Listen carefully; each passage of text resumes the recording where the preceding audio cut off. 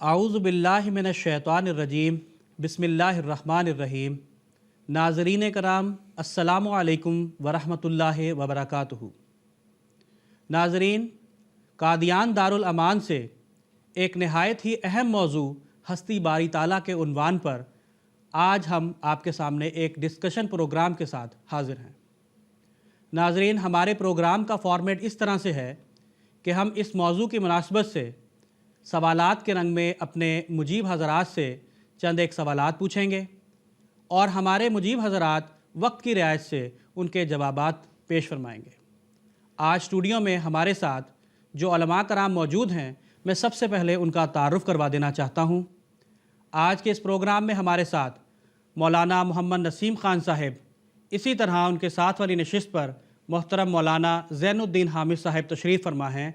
मैं हर दो हज़रात का इस प्रोग्राम में खैर मकदम करता हूँ।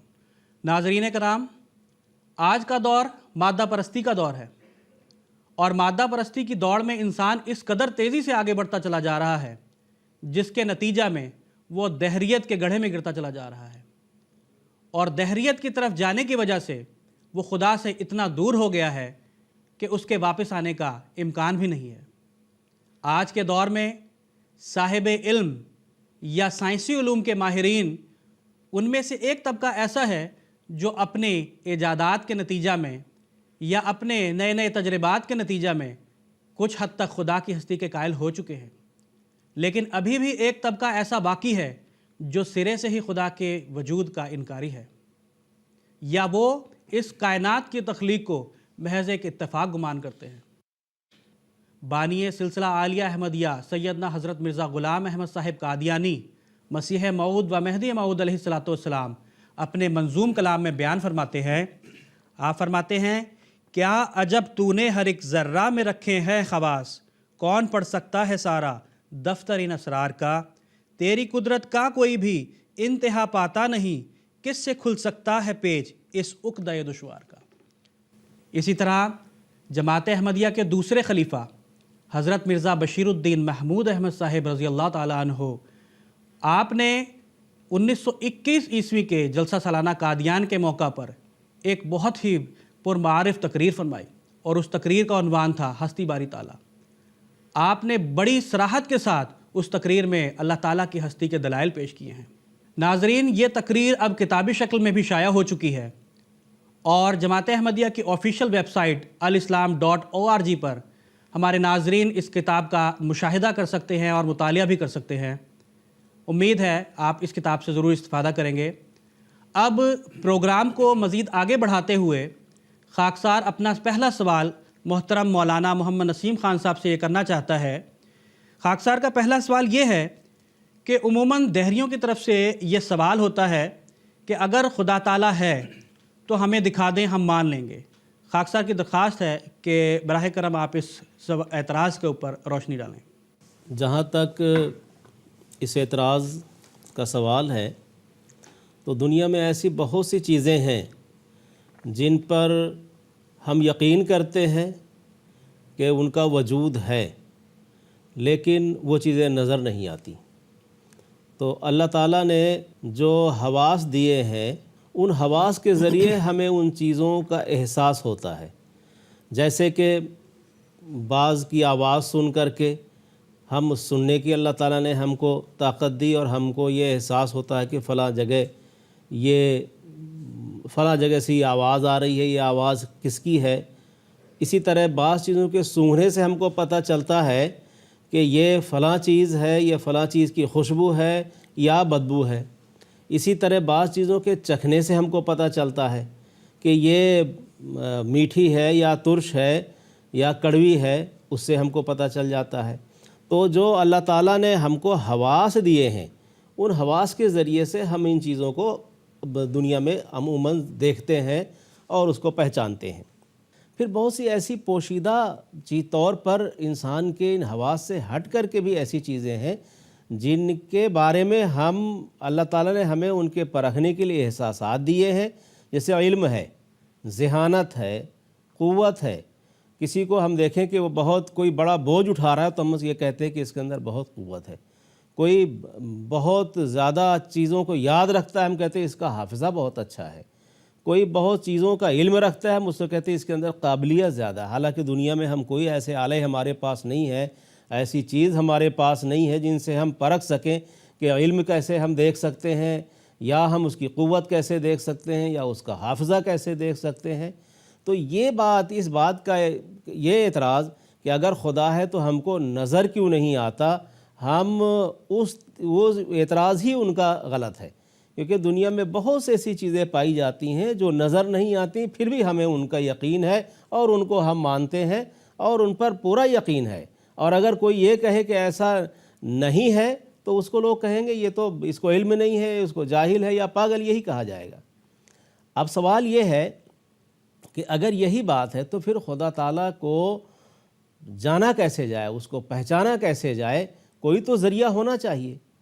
تو اس کے لیے اللہ تعالیٰ کی ذات جو ہے وہ بہت ہی لطیف ذات ہے، وہ الطف ذات ہے۔ ان ذرائع سے اس کو ہم نہیں دیکھ سکتے۔ بہت سی چیزیں سے بجلی ہے، اب بہت سے آلات چل رہے ہیں، روشنی ہے، پنکھے ہیں، لیکن ہم بجلی کو نہیں دیکھ سکتے۔ تو جو چیز لطیف سے لطیف چیز ہوتی ہے اس کو ہم ظاہری آنکھوں سے نہیں دیکھ سکتے۔ بعض چیزیں ان حواس کے ذریعے سے بھی ہم ان کو نہیں پہچان سکتے جو حواس ہم کو دیے گئے ہیں، لیکن ان کی معرفت ہم کو حاصل ہو جاتی ہے، اور وہ معرفت جو ہے وہ اللہ تعالیٰ نے بتایا کہ دیکھو میرا وجود جو ہے بہت لطیف ہے۔ اس کا ذریعہ مجھے حاصل کرنے کا جو اللہ تعالیٰ نے خود بتایا، وہ قرآن کریم میں بتایا کہ لا تدرکہ الابصار، کہ آنکھیں جو ہیں وہ اس تک نہیں پہنچ سکتی۔ لا تدرکہ الابصار وہو یدرک الابصار، بلکہ وہ خود نظروں تک اور آنکھوں تک پہنچتا ہے۔ وہ لطیف ذات ہے، اور لطیف ذات ہونے کی وجہ سے تمہاری مادی آنکھ، تمہاری بینائی اس تک نہیں پہنچ سکتی۔ ہاں یہ ممکن ہے، یہ ہوتا ہے کہ وہ خود اپنے جلوے دکھاتا ہے، اپنے وجود کو ظاہر کرتا ہے، اور پھر اس کے ذریعے اپنی تجلی ظاہر کرتا ہے اور دنیا کو دکھاتا ہے کہ میں ہوں، میرا وجود ہے۔ بہت سے دنیا میں ہم دیکھتے ہیں بہت سے حوادث ہوتے ہیں، بہت سے ایسے آفات آ جاتی ہیں، بہت سی ایسی بیماریاں آ جاتی ہیں، زلزلے آ جاتے ہیں، جن کے ذریعے سے ہم یہ اللہ تعالیٰ اپنے قہری نشان دکھا دیتا ہے، ہمیں یقین ہو جاتا ہے کہ یہ چیز خدا تعالیٰ کی طرف سے اور ہوتا ہے۔ پھر اس کے علاوہ بہت سی ایسی چیزیں ہیں جو انبیاء کے ذریعے اللہ تعالیٰ ظاہر کرتا ہے، جو ایک نیک پارسا بزرگ لوگ ہوتے ہیں جو دنیا میں دنیا داری کے معاملات میں کبھی جھوٹ بولتے ہی نہیں، کبھی ان سے توقع ہی نہیں کر سکتے آدمی، اور تمام معاشرہ ان کی سچائی کا اظہار کرتا ہے۔ اللہ تعالیٰ ان سے کلام کرتا ہے اور ان کے ذریعے دنیا کو بتاتا ہے کہ میرا وجود ہے اور میں ایک زندہ خدا ہوں۔ انسان کی دعا اللہ تعالیٰ قبول کرتا ہے۔ بہت سے لوگ دنیا میں، اکثریت ان لوگوں کی ہے کہ وہ اس چیز کی گواہی دیں گے کہ ہمارے کام ایسے تھے جو نہیں ہو رہے تھے، لیکن اللہ تعالیٰ نے ہمارے کام ہی بنا دیے۔ جو اسباب بظاہر نہیں تھے وہ اسباب بھی اللہ تعالیٰ نے پیدا کر دیے۔ ہر قوم میں ہیں یہ لوگ، ہر مذہب میں پائے جاتے ہیں، مخصوص اسلام میں ہی نہیں۔ ہاں وہ لوگ جو خدا تعالیٰ کی طرف رجوع کرتے ہیں، اس کی طرف توجہ کرتے ہیں، اس کو پانے کی کوشش کرتے ہیں۔ اللہ تعالیٰ قرآن کریم میں فرماتا ہے کہ وَالَّذِينَ جَاهَدُوا فِينَا لَنَهْدِيَنَّهُمْ سُبُلَنَا، کہ وہ لوگ جو ہماری طرف آنے کی کوشش کرتے ہیں، ہمارے راستے میں جہاد کرتے ہیں، ہم کو پانے کی کوشش کرتے ہیں، جہد کرتے ہیں، ہم ان کو صحیح راستہ دکھا دیتے ہیں۔ ہم اپنا وجود ان پر ظاہر کر دیتے ہیں، اپنی تجلی ان کو ظاہر کر دیتے ہیں، اور پھر ان پر یقین انہیں ہو جاتا ہے کہ میرا وجود ہے، میں ہوں۔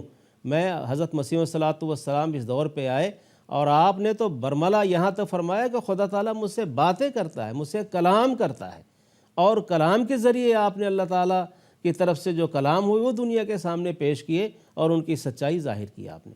تو یہ جو کہا جاتا ہے کہ صرف وہ آنکھوں سے ہمیں نظر آئے گا، ایسا نہیں، بلکہ ایسی چیزیں دنیا اللہ تعالیٰ کے ہونے کے ایسے شواہد ہیں جو ہمیں ان کا ادراک حاصل ہے۔ ہر ایک چیز، ہر ایک شخص کو اس کا ادراک اگر کوشش کرے تو حاصل ہو سکتا ہے۔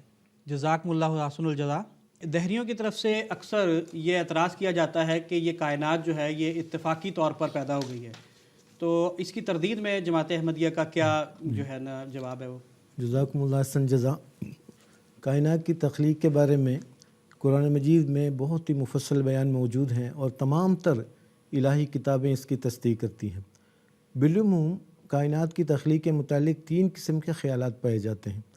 ایک تو یہ ہے کہ یہ دنیا، یہ کائنات جو ہے نا وہ ہمیشہ سے چلی آ رہی ہے، اس کا کوئی آغاز نہیں ہے، لیکن یہ خیال جو ہے نا بالبداہت باطل ہے اور غلط ہے، اس لیے کہ ایسی صورت میں زمانے کو غیر محدود ماننا پڑے گا، تو غیر محدود چیز جو ہے محدود چیز میں سما نہیں سکتی۔ گویا یہ خیال بالکل غلط ہے کہ دنیا ہمیشہ سے چلی آ رہی ہے۔ دوسرا خیال یہ ہے کہ یہ دنیا اپنے آپ جو ہے، دنیا کو پیدا کرنے والا خود دنیا نے ہی دنیا کو پیدا کیا ہے، یعنی کائنات اپنے آپ مریض وجود میں آئی ہے۔ یہ بھی غلط ہے، اس لیے کہ کوئی ایسا سبب ہونا چاہیے جس کی وجہ سے یہ دنیا مریض وجود میں آئی ہو، گویا کوئی ممکن وجود ہستی کے نتیجے میں، تو ممکن وجود ہستی نے امکان کا جامہ پہنا ہے، اور یہ اس کو تسلیم کرنا عقلاً محال ہے، اس لیے کہ یہ ماننا پڑے گا کوئی ایسی طاقت موجود ہے جس کے نتیجے میں جب ایسی خواہش پیدا ہوئی یا کوئی ایسے حوادث رونما ہوئے جس کے نتیجے میں وہ جو ایک طاقت، تخلیق کی جو طاقت ہے جو بالقوہ موجود تھی، وہ ظاہر ہو گئی۔ گویا ایک ایسی طاقت کا ہونا ضروری ہے جس کے نتیجے میں یہ تمام کائنات ہماری وجود میں آئی ہو، اس لیے دوسرا خیال بھی عقل کے نزدیک بالکل بالبداہت غلط ہے۔ تیسرا خیال یہ ہے کہ جو تمام انبیاء علیہم السلام اور تمام کتب سماوی اور اسی طرح مذہب، تمام مذاہب کا تو بنیادی نقطہ کیا ہے؟ اس کائنات کو اللہ تعالیٰ نے پیدا کیا ہے۔ تو اللہ تعالیٰ ایک ایسا کائنات کے مطالعے سے پتہ چلتا ہے یہ کوئی اتفاقی حادثہ نہیں ہے، نہ ہمیشہ سے چلا آ رہا ہے، یہ نہ کوئی ابدی نہیں ہے دنیا، نہ ازلی ہے، بلکہ اس کو ایک ایسے ہستی نے کے ذریعے سے ہماری وجود میں یہ کائنات آئی ہے جو مدبر بھی ہے، قدیر بھی ہے، قادر بھی ہے، سب کچھ ساری ذاتیں۔ قرآن مجید کی بعض آیات میں آپ کے سامنے رکھنا چاہوں گا۔ اللہ تعالیٰ فرماتے ہیں افی اللہ شک فاطر السماوات والارض، کیا اللہ تعالیٰ کی ہستی میں آپ شک کرتے ہو؟ فاطر السماوات والارض، جو آسمان اور زمین کا فاطر ہے، پیدا کرنے والا ہے۔ خالق کا لفظ استعمال کیا؟ فاطر کا مطلب یہ ہے بغیر کسی نمونے کے پیدا کرنے والا، بے شمار اس کے معانی ہیں، مطالب ہیں۔ پھر فرمایا افلم ینظروا الی السماء بنیناہا فوقہم، کیا ان آسمان کی طرف نہیں دیکھتے جس کو ہم نے ان کے سروں کے اوپر بنایا ہے، اور وزیناہا، اس کو مختلف ستاروں کے ذریعے، مختلف جو افلاک، مختلف جو اجرام کے ذریعے اس کو زینت بخشی ہے، اور یہ کیسے ممکن ہے یہ اپنے آپ وجود میں آئے ہوں۔ پھر آگے بہت ساری آیات تھے، پھر آگے فرماتے مالہا من فروج، اس میں کوئی رخنہ کسی کو نظر نہیں آتا۔ ایسا ایک ابلغ نظام ہے، محکم نظام ہے کائنات کا، تو اس کو بنانے والا، پیدا کرنے والا ہونا ضروری ہے۔ اب دیکھیں، دور جانے کی ضرورت نہیں، ایک بدوی کا قول تاریخ اسلام میں، احادیث میں یہ مروی ہے کہ ایک دفعہ ایک شخص نے ایک بدوی سے، ایک گاؤں کے رہنے والے سے سوال کیا کہ کیا آپ خدا تعالیٰ کو مانتے ہو؟ اس نے کہا ہاں ضرور میں مانتا ہوں۔ آپ کے پاس کیا اس کی دلیل ہے؟ بظاہر ایک معمولی سادہ سیدھا آدمی، کوئی تعلیم یافتہ نہیں تھا، بدوی تھا، بدو۔ اس نے جو جواب دیا حیرت انگیز جواب تھا۔ اس نے جواب دیا، کیونکہ عام ایک چرواگہ کی وہ جو جانور چرانے والا، کوئی تہذیب و تمدن سے آشنا نہیں، کوئی تعلیم یافتہ نہیں، کچھ بھی نہیں، اس نے جو جواب دیا وہ حیرت انگیز جواب تھا۔ جواب یہ دیا البارۃ تدل علی البعیر وآثار القدم تدل علی السفیر، کہ ایک جو کسی شخص کا اگر صحرا سے گزر ہو رہا ہو، کوئی شخص صحرا سے گزر رہا ہو اور کہیں مینگنی، اونٹ کی مینگنی پڑی نظر آ جائے تو اس کو یہ یقین ہو جاتا ہے یہاں سے اونٹ کا گزر ہوا ہے۔ اسی طرح وہ آثار القدم تدل علی السفیر، صحرا میں ریت پر اگر قدم کے نشان پائے جاتے ہیں تو ہمیں یقین ہو جاتا ہے کہ یہاں سے کہ افراد کا گزر ہوا ہے۔ پھر وہ اپنا اس منطقی نتیجہ نکالتا ہے، وہ کہتا ہے کہ فالسماء ذات البروج، والارض ذات الفجاج اما تدل علی قدیر، کہ یہ آسمان تمام جو برجوں والے آسمان، مختلف ستارے سیارے جو گیلیکسیز موجود ہیں، چاند سورج ستارے، اسی طرح والارض ذات الفجاج، یہ مختلف راستوں والی زمینیں ہیں، جنگل کے راستے بھی ہے، صحرا کے راستے بھی، مختلف قسم کے نہریں بھی ہے، سمندر بھی ہے، سب کچھ ہے۔ اما تدل علی قدیر، کیا یہ چیزیں ایک ایسے بالا قدیر اور مقتدر ہستی کی طرف اشارہ نہیں دیتی؟ تو یہ اس حیرتن کا جواب تھا کہ اس زمانے میں جو لوگ کائنات کی تخلیق پر سوال اٹھاتے ہیں اور اس قسم کے سوال کرتے ہیں، کم از کم اس ایک ان پڑھ، ایک گاؤں کے رہنے والی اس اعرابی، اس بدوی کے سوال ہی اگر ان پر غور کرتے ان کو کافی جواب ملتا۔ جزاکم اللہ تعالیٰ واسن الجزا۔ آپ یہ بیان فرمائیں کہ جو فطرت انسانی ہے وہ خدا کی ہستی کی ایک بہت بڑی دلیل ہے، تو براہ کرم اس کی ذرا وضاحت فرما دیں۔ اللہ تعالیٰ نے اپنی شناخت کے لیے بہت سے ذرائع رکھے ہیں، اور اس میں سے ایک ذریعہ یہ ہے کہ اللہ تعالیٰ نے فطرت انسانی میں یہ چیز رکھی ہے، یہ ودیت کی ہے کہ وہ اللہ تعالیٰ کی ذات کو پہچانے کی طاقت رکھے۔ جب بچہ پیدا ہوتا ہے تو ماں اس کو دودھ پلاتی ہے، لیکن اگر اپنی ماں کے علاوہ کسی اور کے دودھ اس کو پینے کے لیے کہا جائے تو وہ اس سے گریز کرتا ہے۔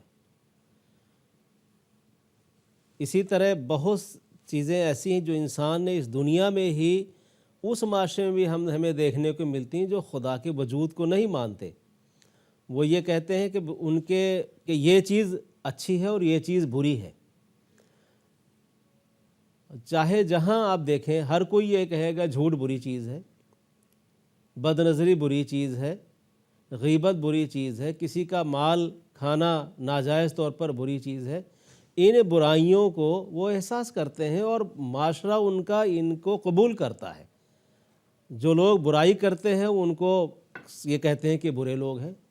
اسی طرح جو اچھائیاں ہیں فطرت میں رکھی گئی ہیں، وہ اس کو لوگ بھی تعریف کرتے ہیں، اس کی فطرت اس کو قبول کرتی ہے، اور اسے وہ بڑی خوشی سے وہ چیز کرتا ہے کہ یہ چیز اچھائی ہے۔ کسی کی مدد کرنا ہے، کسی کا بوجھ اٹھانا ہے، کسی کو راستہ دکھانا ہے، کسی کو تکلیف میں سے دور کرنا ہے، یہ چیزیں جو ہے وہ انسان جب کرتا ہے تو اس کے دل میں بھی خوشی ہوتی ہے، وہ کرنے کا خواہش بھی رکھتا ہے، اور دوسرے لوگ بھی اسے اچھا کہتے ہیں۔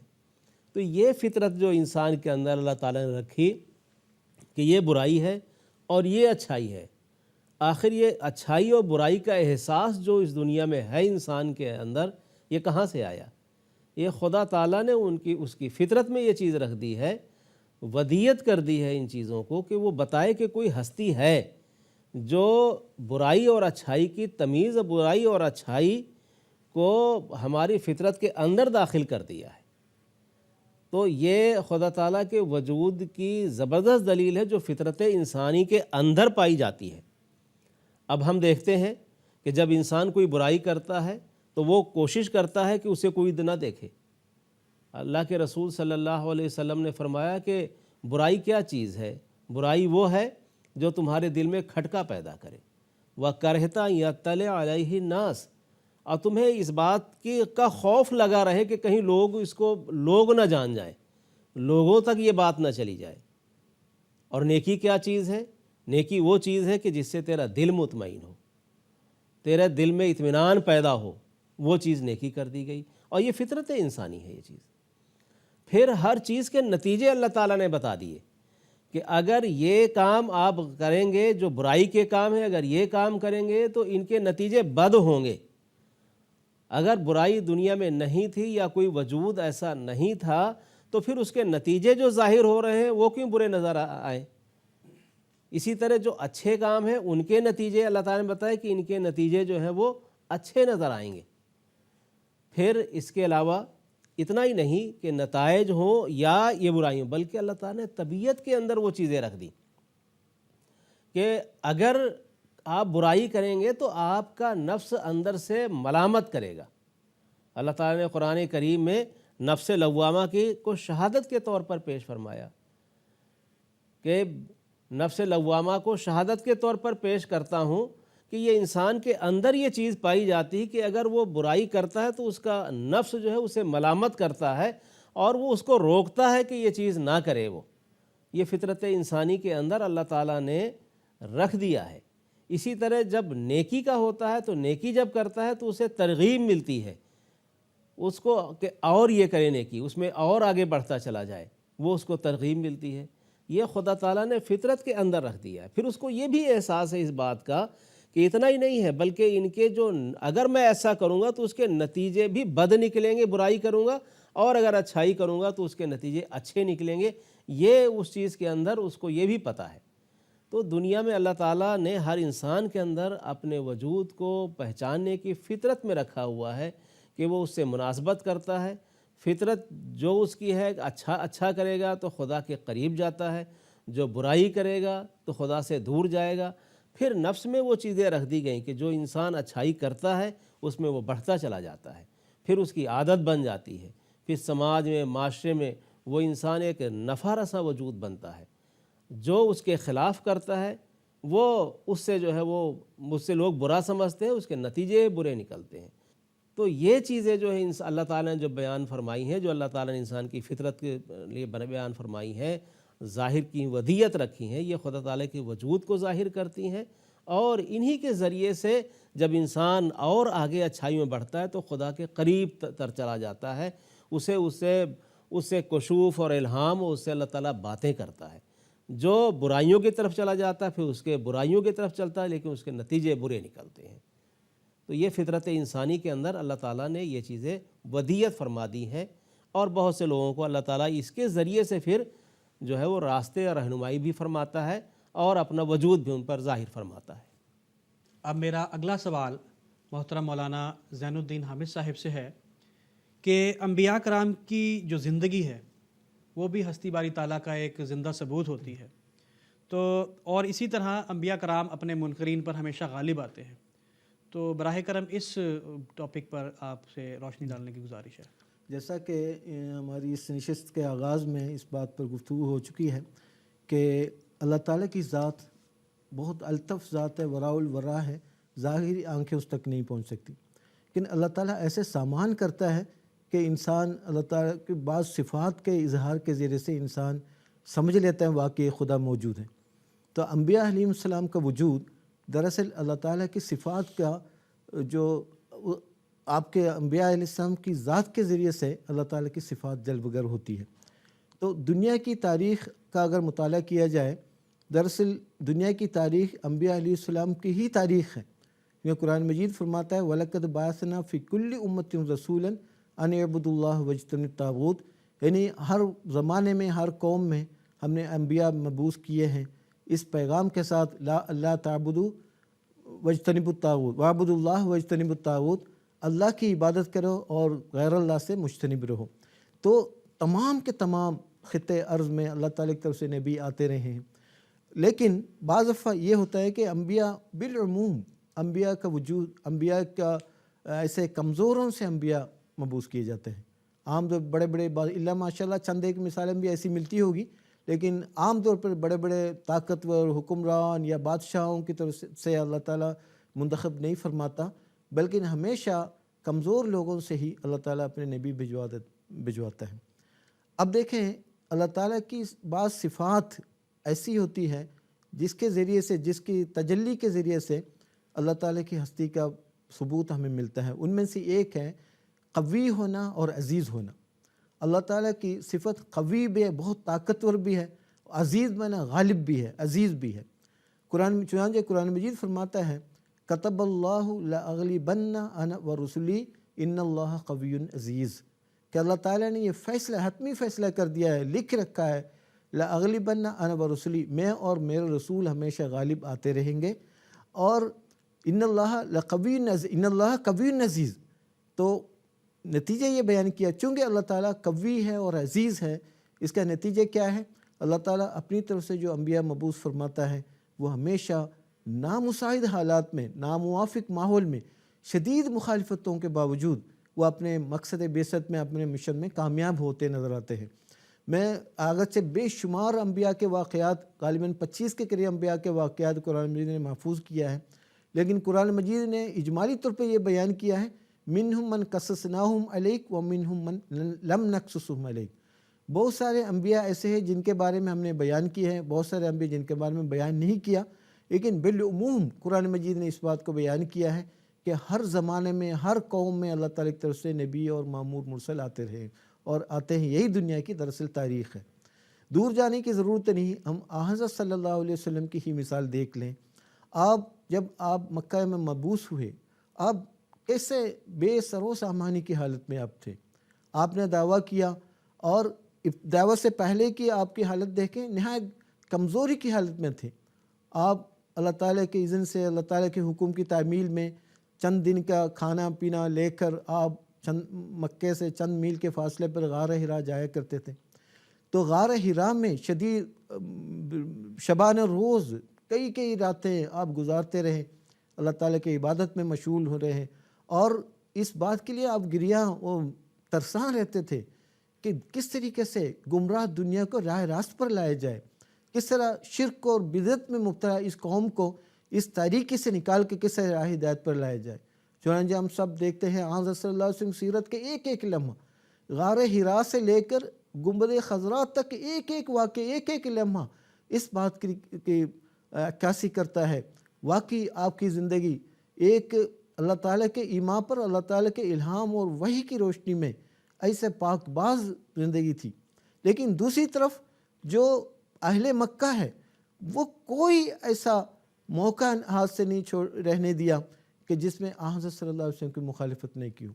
چنانچہ عمائدین قریش کس طرح آپ کے راستے میں کانٹے بچھاتے رہے، آپ کے مشن کو ناکام کرنے کی کوشش کرتے رہے، کبھی طمع و لالچ کے ذریعے سے، کبھی ڈرا کر دھمکا کر، بادشاہتوں کا وعدہ دے کر، لیڈر بنانے کا دعویٰ دے کر، عورتوں کے ساتھ شادی کرنے کا کہ جو طمع و لالچ دے کر، لیکن حضرت صلی اللہ علیہ وسلم اپنی جگہ اٹل رہے۔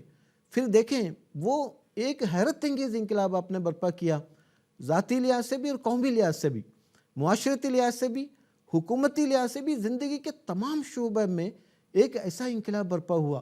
حضرت اقدس مسیح علیہ السلام کیا خوب فرماتے ہیں کہ احییت اموات القرون بجلوۃ ماذا یماثلک بہذا الشانی، تو نے صدیوں کے مردوں کو ایک لحظے سے، احییت اموال القرون بجلوۃ، اپنے ایک جلوے سے تو نے زندہ کر دیا صدیوں کے مردوں کو۔ تو یہ حیرت انگیز انقلاب کیسے پیدا ہوا، کیوں پیدا ہوا؟ یہ دراصل ایک قوی اور مقتدر اور ایک عزیز ہستی کی پشت پناہ کے بغیر ممکن نہیں ہے کہ آپ نے یہ اعلان فرمایا قل یا ایھا الناس انی رسول اللہ الیکم جمیعا، کہ تمام لوگوں سن لو، میں تم سب کی طرف رسول بن کے آیا ہوں۔ آپ کے دعویٰ، جب آپ نے دعویٰ فرمایا، یہ نہیں کہ لوگوں نے آپ کے دعوے کو فوری طور پر قبول کیا ہو، شبانہ روز محنت کے بعد پہلے درجہ بدرجہ آپ نے اپنے دعوے کا اعلان کرتے رہے۔ فرمایا قل انذر عشیرتک الاقربین، اپنے اقربا کو، قریبی رشتہ داروں کو انذار کرو، ان کو دعوے حق پہنچاؤ۔ پھر حضرت صلی اللہ علیہ وسلم نے وہ واقعہ سب کو یاد ہے کہ پہاڑی کے دامن میں سب کو بلایا، اپنے پیغام دیا، اور چونکہ آپ صدوق اور امین مشہور تھے، لیکن وہاں کے لوگ یہ کرتے تھے لا نکذبک، ہم آپ کو نہیں جھٹلاتے، نکذبک ما جئت بہ، جو تعلیم آپ لے کر آئے اس کو ہم جھٹلاتے ہیں۔ لیکن ان سب کے باوجود 23 سال کے عرصے میں جو قرآن مجید کا نزول شروع ہوا، وہ مختلف آیات کا نزول ہوا، آپ دیکھتے ہیں کیسے تھا، نہ آپ مال و دولت والے تھے، نہ بڑے خاندان والے تھے، نہ آپ کو کوئی حکومت حاصل تھی، نہ بادشاہت نصیب تھی، لیکن اللہ تعالیٰ نے اپنے صفت عزیز کے ذریعے سے یہ تجلی دکھائی اور یہ ثابت کیا، آپ کامیاب و کامران ہوئے۔ اور ہجرت کے چند سال کے بعد آپ جب ہجرت پہ آپ تشریف لے گئے، آپ دیکھیں آپ کے ساتھ کون تھا۔ آپ چونکہ آپ کے گھر کا محاصرہ ہو چکا تھا، آپ کو قتل کے منصوبے بنائے جا رہے تھے، بنا چکے تھے قریش نے، اور مختلف قبائل کے لوگ آپ کے ارد گرد محاصرے میں تھے کہ جیسے آپ گھر سے نکلیں گے تو آپ کو مار دیں گے، لیکن اللہ تعالیٰ نے چونکہ قوی اور عزیز خدا نے آپ کو اطلاع دی، اور آپ بڑی حکمت کے ساتھ نکلے۔ کیسے ہیں؟ صرف آپ کے ساتھ آپ کے جو باوفا ساتھی حضرت ابوبکر صدیق رضی اللہ عنہ تھے، ایک ساتھی کے ساتھ آپ کی ہجرت ہوئی، مدینہ کی طرف ہجرت ہوئی، لیکن چند سال کے بعد واپسی کیسے ہوئی؟ 10,000 قدوس کے ساتھ فاتحانہ انداز میں آپ مکہ میں داخل ہوتے ہیں۔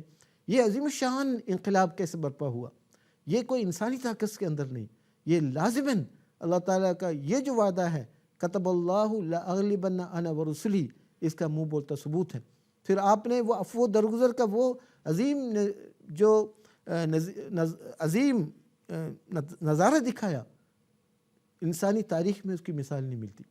آپ نے فرمایا انتم فذهبوا انتم الطلقاء، بس اتنی اظہار ثنیٰ آپ کے ساتھ کی۔ آپ نے نماز پڑھ رہے تھے، جو کس قدر آپ نے روکا ہے اور گند ڈال کے آپ کے کندھے پہ ڈالتے رہے، مختلف قسم کی تکلیفیں آپ کو اور آپ کے صحابہ کو، آپ کے ساتھیوں کو تکلیفیں پہنچاتے رہے، اور یہاں تک کہ ہجرت کی ضرورت پڑی۔ حبشہ کی طرف 2 دفعہ ہجرت میں صحابہ کو بھیجا، پھر خود حضرت صلی اللہ علیہ وسلم کو ہجرت کرنی پڑی، لیکن اس کا نتیجہ کیا ہوا؟ بالآخر آپ اور آپ کے ساتھی کامیاب و کامران ہوئے۔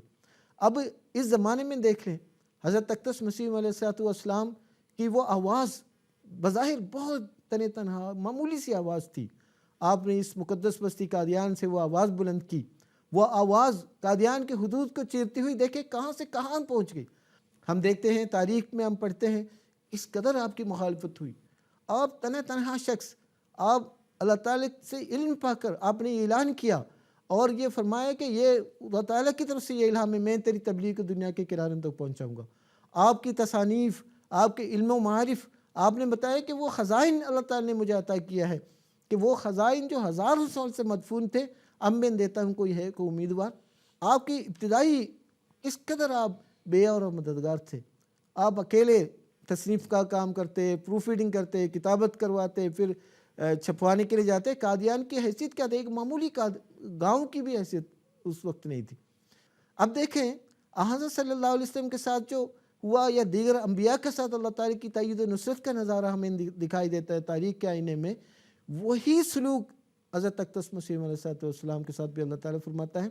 تو اللہ تعالیٰ کا یہ جو صفت ہے کبھی اور عزیز ہونا، انبیاء علیہ السلام کی سیرت اور انبیاء علیہ السلام کی جماعتوں کی تاریخ کے آئینے میں جب ہم جائزہ لیتے ہیں کہ لازماً برحق ہے، ان تمام کاروبار کے پیچھے ایک اللہ تعالیٰ کی ہستی موجود ہے۔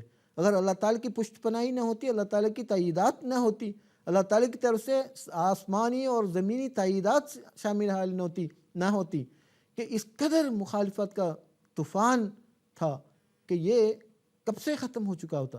حضرت اقدس مسیح عیسیٰ نے خود فرمایا تھا کہ دشمنوں کے مکر و فریب کی ضرورت نہیں ہے، خدا تعالیٰ خود قادر ہے، وہ کافی ہے۔ اگر یہ کاروبار خدا کی طرف سے نہ ہوتا، یہ کب سے تباہ و برباد ہو چکا ہوتا۔ کتنے کوئی انسب منصوبہ نہیں تھا جو حضرت اقدس مسیح السلام اور آپ کی جماعت کے خلاف نہ کیا ہو۔ یہاں تک کہ ہم جانتے ہیں حکومتی لیول پر بھی غیر مسلم قرار ڈکلیئر کیا گیا اور ان کے بائیکاٹ، سماجی سوشل بائیکاٹ کیا گیا، ان پر مختلف قسم کی پابندیاں عائد کی گئی۔ اس کے باوجود قادیان سے اٹھنے والی یہ الہی آواز، یہ بظاہر ایک معمولی آواز تھی، لیکن اس کے پیچھے اللہ تعالیٰ کی قدرت کار فرما تھی کہ اللہ تعالیٰ نے کہاں سے کہاں پہنچا دیا، اور مسلسل جماعت ترقی کرتی چلی جا رہی ہے۔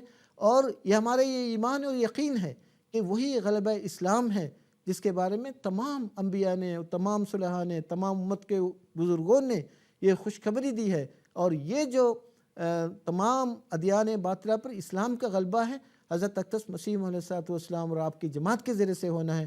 حضور علیہ السلام کے وصال کے بعد جو خلافت کا سلسلہ جاری ہوا، آج الحمدللہ جماعت احمدیہ کے یہ امتیاز ہیں، ہم خلافت کے آسمانی حبل اللہ سے منسلک ہے۔ دنیا میں کہیں بھی کوئی احمدی رہتا ہو وہ خلافت کے ساتھ منسلک ہے، اور اسلام نے حضرت صلی اللہ علیہ وسلم جو امت واحدہ کی مثال دنیا کے سامنے پیش کی، جو تصور پیش کیا ہے، اس کی جیتی جاتی تصویر جماعت احمدیہ ہے۔ گویا حضور اللہ تعالیٰ کا یہ وعدہ کتب اللہ لأغلبن انا ورسلی کہ انبیاء آپ کی انبیاء کی جماعتوں کا کامیاب و کامران ہونا، اس بات کا ثبوت ہے کہ واقعی ان کو بھیجنے والا، ان کی پشت پناہی کرنے والا، ان کی تائید و نصرت کرنے والا، ان کی مدد کرنے والا، ناموافق ماحول میں اور مخالفانہ حالات میں مدد کرنے والی ایک عظیم شان ہستی اور قادر و مقتدر ہستی موجود ہے۔ یہ انبیاء کا کامیاب و کامران ہونا، یہ بھی اللہ تعالیٰ کی ہستی کے لیے ایک بہت بڑا ثبوت ہے۔ جزاکم اللہ تعالیٰ حسن الجزا۔ ناظرین، ہمارے پیارے آقا حضرت محمد مصطفیٰ صلی اللہ علیہ وسلم نے اس زمانے میں دہریوں کو اور جو خدا تعالیٰ کی ہستی سے ناآشنا تھے، اللہ تعالیٰ کی صفات کو اس دنیا میں قائم کرتے ہوئے اس زمانے کے لوگوں کو اللہ تعالیٰ کی ہستی سے روشناس کروایا، اور اسی مشن کو آگے بڑھاتے ہوئے آج کے دور میں سیدنا حضرت مسیح موعود علیہ الصلوۃ والسلام اور آپ کے خلفاء کرام اس کام کو جاری کیے ہوئے ہیں۔ ناظرین، اس کے ساتھ ہی ہمارا یہ پروگرام اختتام کے وقت کو پہنچتا ہے۔ پروگرام کے اختتام پر میں سیدنا حضرت مسیح موعود علیہ الصلوۃ والسلام کا ایک اقتباس پیش کرنا چاہتا ہوں۔ حضرت مسیح موعود علیہ الصلوۃ والسلام فرماتے ہیں، ہمارا بہشت ہمارا خدا ہے، ہماری اعلیٰ لذات ہمارے خدا میں ہیں، کیونکہ ہم نے اس کو دیکھا اور ہر ایک خوبصورتی اس میں پائی۔ یہ دولت لینے کے لائق ہے اگرچہ جان دینے سے ملے، اور یہ لال خریدنے کے لائق ہے اگرچہ تمام وجود کھونے سے حاصل ہو۔ اے محرومو، اس چشمہ کی طرف دوڑو کہ وہ تمہیں سیراب کرے گا۔ یہ زندگی کا چشمہ ہے جو تمہیں بچائے گا۔ میں کیا کروں اور کس طرح اس خوشخبری کو دلوں میں بٹھا دوں؟ کس دف سے میں بازاروں میں منادی کروں کہ تمہارا یہ خدا ہے تا لوگ سن لیں؟ اور کس دوا سے میں علاج کروں تا سننے کے لیے لوگوں کے کان کھلیں؟ کشتی نوح، روحانی فضائل، جلد 19 صفحہ 21 و 22۔ ناظرین، اسی کے ساتھ آج کا ہمارا یہ پروگرام اختتام پذیر ہوتا ہے۔ انشاءاللہ العزیز آئندہ اور کسی پروگرام کے ساتھ آپ کی خدمت میں حاضر ہوں گے۔ السلام علیکم ورحمۃ اللہ وبرکاتہ۔